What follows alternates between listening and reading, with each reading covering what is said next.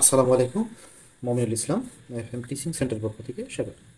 আজ আমি এসএসসি পরীক্ষার্থীদের হিসাব বিজ্ঞান বিষয়ের দ্বিতীয় অধ্যায় লেনদেন যে অধ্যায় আছে সেটার থেকে বিবরণী ছক কীভাবে প্রস্তুত করতে হয় সেটা দেখাবো। নবম দশম শ্রেণীর শিক্ষার্থী যারা আছে তারা ভিডিওটি দেখলে উপকার পাবে, এটা আমার আশা। এবার দেখো, এখানে যে বিবরণী ছক করতে বলছি সেটা প্রশ্নটা ছিল, নিম্নোক্ত লেনদেনগুলো 2025 সালের জানুয়ারি মাসে আফরা ট্রেডার্স প্রতিষ্ঠানে সংঘটিত হয়েছে। নিচে তথ্যের ভিত্তিতে একটি বিবরণী ছক প্রস্তুত করো।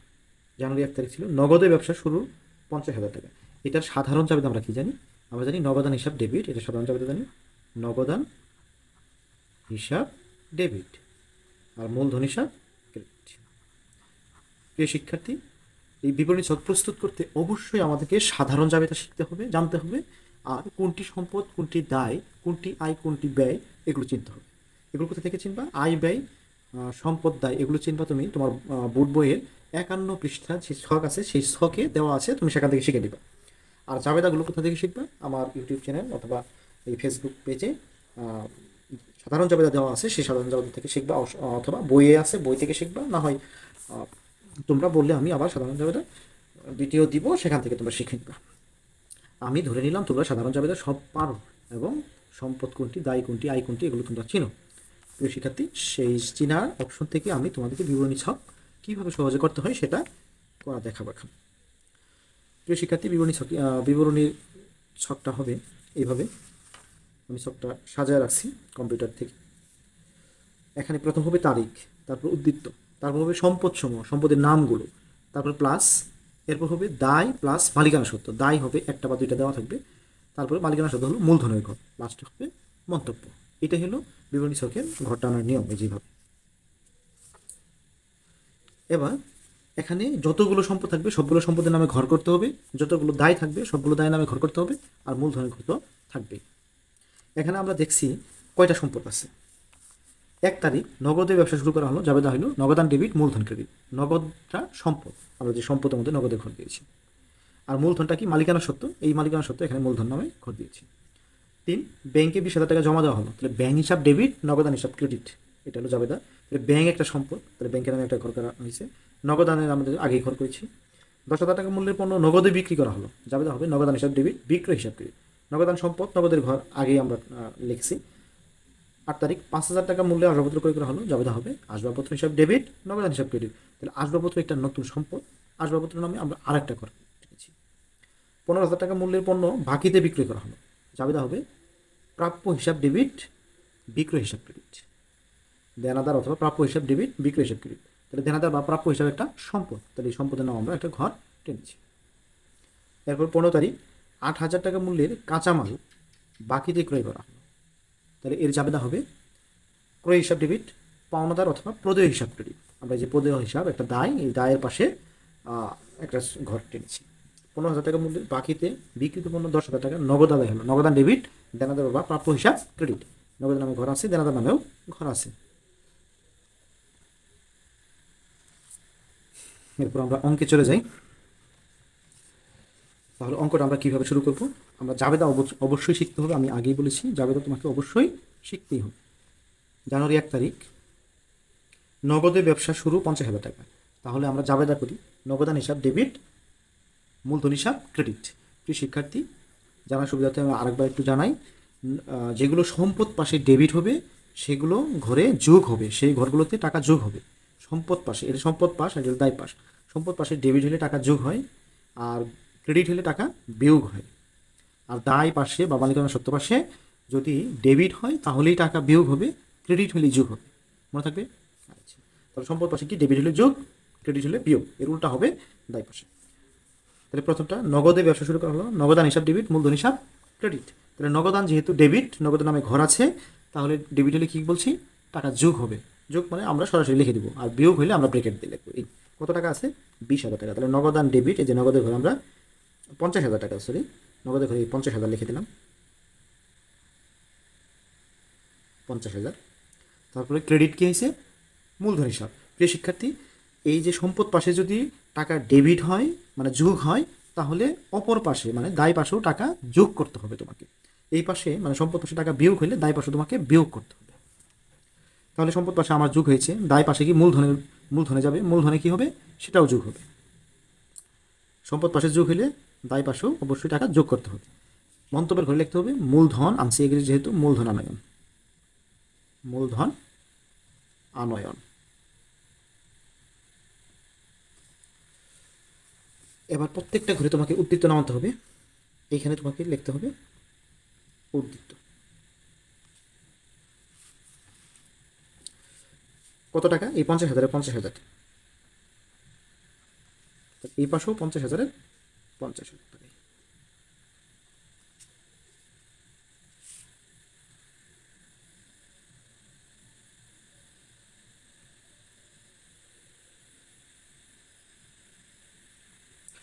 এবার জানুয়ারি 3 তারিখ ব্যাংকে 20,000 টাকা জমা দেওয়া হলো, যাবে হবে ব্যাংক হিসাব ডেবিট, নগদান হিসাব ক্রেডিট।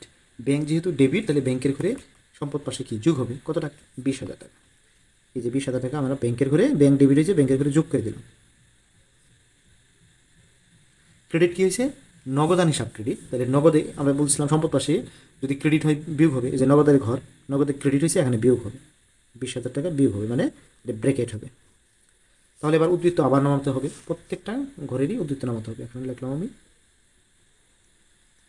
50,000 থেকে 20,000 বিয়োগ করো, থাকে কত? 30,000। আর এটা 20,000-এ 20,000-এ, এই পাশে 50,000-এর 50,000।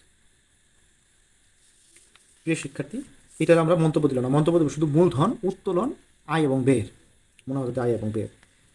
5 তারিখ 10,000 টাকা মূল্যের 10,000 টাকা মূল্যের পণ্য নগদে বিক্রি করা হলো। তাহলে যাবে জানি আমরা নগদান হিসাব ডেবিট, বিক্রয় হিসাব ক্রেডিট। নগদান যেহেতু ডেবিট, এই যে নগদের ঘরে আমরা যোগ করে দিই, কত টাকা? টাকা হলো 10,000 টাকা। হলো কত? 10,000 টাকা। আমরা এই যে নগদের ঘরে 10,000 টাকা যোগ করে দিলাম। আর বিয়োগ আমরা ক্রেডিট কী হয়েছে? বিক্রয় হিসাব। প্রিয় শিক্ষার্থী, যার ঘর নাই তার ঘর হলো মূলধন। বিক্রয় নামে কোনো ঘর নাই, সেটা আমরা কোথায় লিখবো? এই মূলধনে লিখবো। এই পাশে টাকা যোগ হয়েছে, ওই পাশে টাকা যোগ হবে। এটা বিক্রয়টা হলো আয়, আমরা এখানে লিখে দেব আয় হিসাব, আয় হিসাব। এবার উদ্ধৃত নয় আমরা আবার 30,000 আর 10,000 যোগ করলে হবে 40,000। 20,000-এর 20,000, 50,000 10,000 যোগ করলে হবে 60,000। এবার 8 তারিখ আমরা দেখি। 8 তারিখ বলছে 5,000 টাকা মূল্যের আসবাবপত্র ক্রয় করা হলো। তাহলে যাবে হবে আসবাবপত্র হিসাব ডেবিট, নগদান হিসাব ক্রেডিট। তাহলে আসবাবপত্র যেহেতু ডেবিট, এই যে আসবাবপত্রের ঘর আছে এখানে আমরা যোগ করে দিই, টাকা কত? 5,000। আমরা আসবাবপত্রের ঘরে 5,000 যোগ করে দিলাম। এটা 50,000 হয়ে গেছে, 5,000 যোগ করে দিলাম। আর নগদান হয়েছে ক্রেডিট, তাহলে নগদের ঘর থেকে 5,000 বিয়োগ করে দিতে হবে। আমরা জানি সম্পদ পাশে ক্রেডিট হলে কী হয়? বিয়োগ হয়, যে ব্র্যাকেট দিলাম। এবার আবার আমরা উদ্ধৃত নাম, এটা আয়ও না ব্যয়ও না, এই জন্য আমরা কী করবো? এটার আমরা মন্তব্য দিব না। 40,000 থেকে 5,000 বিয়োগ করো, তাহলে থাকলো 35,000। এটা 20,000, এটা 5,000, আর এই পাশে 60,000। তারপর আমরা 12 তারিখ দেখি। 12 তারিখ বলছে 15,000 টাকা মূল্যের পণ্য বাকিতে বিক্রয় করা হলো। তাহলে বাকিতে বিক্রি করলে যাবে না হয় প্রাপ্য হিসাব ডেবিট, বিক্রয় হিসাব ক্রেডিট। প্রাপ্য হিসাব ডেবিট, বিক্রয় হিসাব ক্রেডিট। কত টাকা? 15,000 টাকা। প্রাপ্য হিসাব ডেবিট, বিক্রয় হিসাব ক্রেডিট। প্রাপ্য হিসাবের এই যে ঘর আছে সম্পদ পাশে প্রাপ্য হিসাব ঘর, এখানে যোগ করে দাও 15,000। আর বিক্রয় হিসাব ক্রেডিট, বিক্রয়টা হলো আয়, বিক্রয়টা হলো আয়। আমরা এই যে বিক্রয় নামে কোনো ঘর নাই, তাহলে সেটা হবে কি? মূলধনের ঘর হবে। এই পাশে টাকা যোগ হয়েছে, তাহলে এই পাশেও টাকা যোগ হবে, 15,000 মূলধনের ঘরে যোগ করে দিলাম। এবার উদ্ধৃত নামাও,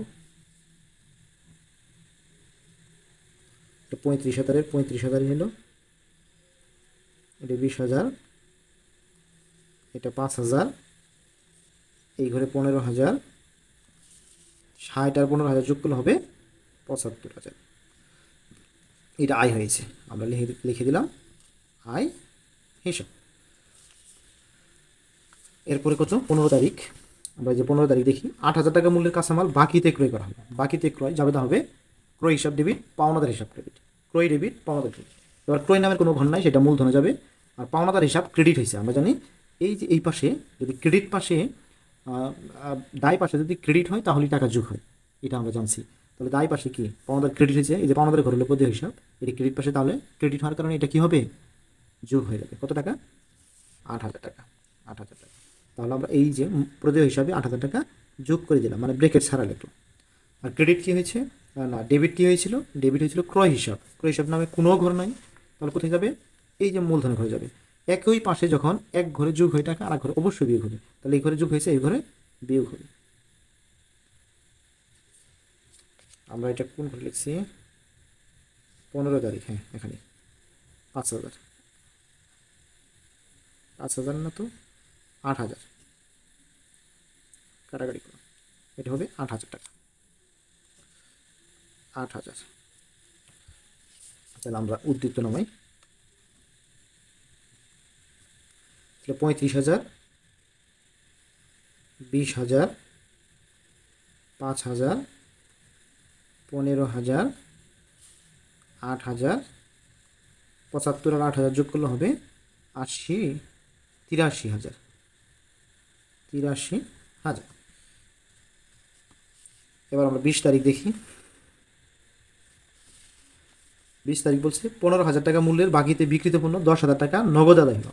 10,000 টাকা যেটি নগদ আদায় হয়েছে এটা যাবে হবে নগদান হিসাব ডেবিট, প্রাপ্য হিসাব ক্রেডিট। নগদান ডেবিট, প্রাপ্য হিসাব ক্রেডিট। নগদান কত টাকা, 15,000। এই যে নগদান যেহেতু ডেবিট হয়েছে, আমরা নগদান 20 তারিখে 15,000 যোগ করে দিলাম।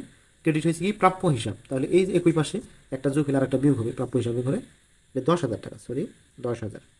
এই যে 10,000 টাকা আমরা বিয়োগ করে দিলাম এখানে প্রাপ্য হিসাব ঘর থেকে। এবার উদ্দীপ্ত নামাই আমরা,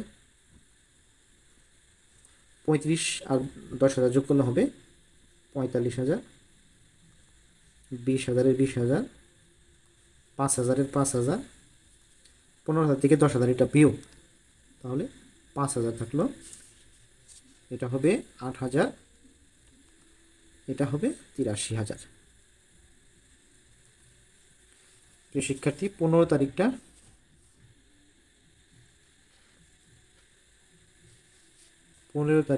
কি হয়েছিল, পণ্য ক্রয় করা হয়েছিল, এটা ব্যয় হিসাব হবে, এটা আয় হিসাব না, ব্যয় হিসাব।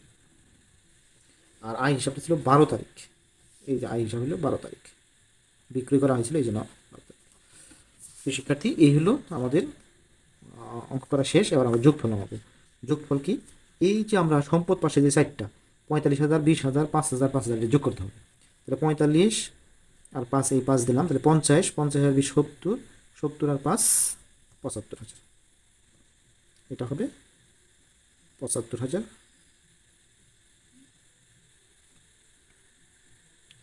প্রিয় শিক্ষার্থী, আমরা এই যে 15 তারিখে যে অঙ্কটা করেছিলাম, এই যে 8,000 এখানে যে যোগ হয়েছিল, এখানে আমরা যে কাটাকাটির কারণে একটু ভুল হয়েছে, এই 8,000 এখানে যোগ হয়েছে, এই ঘরে কিন্তু এখানে বিয়োগ হওয়ার কথা ছিল, আমরা যোগ করে দিয়েছি, এটা বিয়োগ হবে, এই 8,000 বিয়োগ হবে।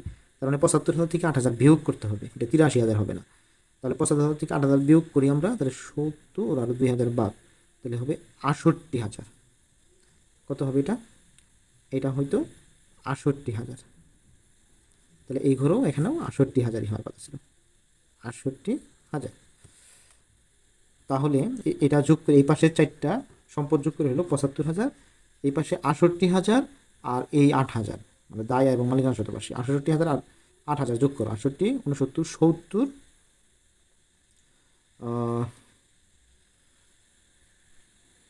শিক্ষার্থীদের 68,000 না 67,000, এটা হবে 67,000।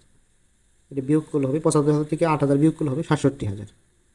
তাহলে এই 67,000 এই 8,000 যোগ করো, তাহলে হবে কত, 75,000। এটা যোগ করে 75,000, দুই পাশে টাকা মিলে গেল 75,000। এটা প্লাসের ঘর ছিল, আমরা এই যে সবগুলোতে প্লাস দিয়ে দেবো। এটা প্লাস না, এটা ছিল সমানের ঘর, এটা হবে সমান ঘর, সরি এটা সমানের ঘর,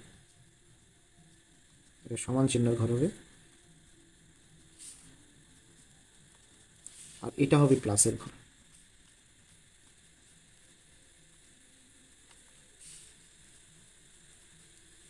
প্রিয় শিক্ষার্থী, এটাই ছিল আমাদের বিবরণী ছক।